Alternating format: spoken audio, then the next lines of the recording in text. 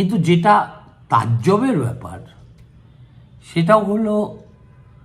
দলের সহকর্মীদের সঙ্গে কোনো রকম পরামর্শ না করে রাজ্য কমিটি এবং রাজ্য সম্পাদক মণ্ডলীর সদস্যদের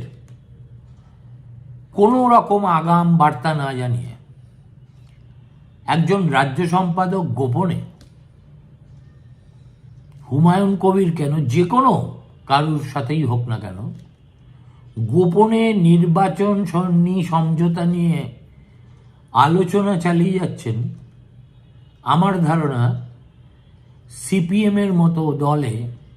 এ ঘটনা শুধু নজিরবিহীন তাই নয়, এই ঘটনার পরে যদি সাবেক সিপিএম থাকত তাহলে সম্ভবত সেলিমকে অর্ধচন্দ্র দিয়ে বা একটা সেন্ট্রাল কমিটির এক্সট্রাঅর্ডিনারি মিটিং ডেকে একে বহিষ্কার করে দিত দল।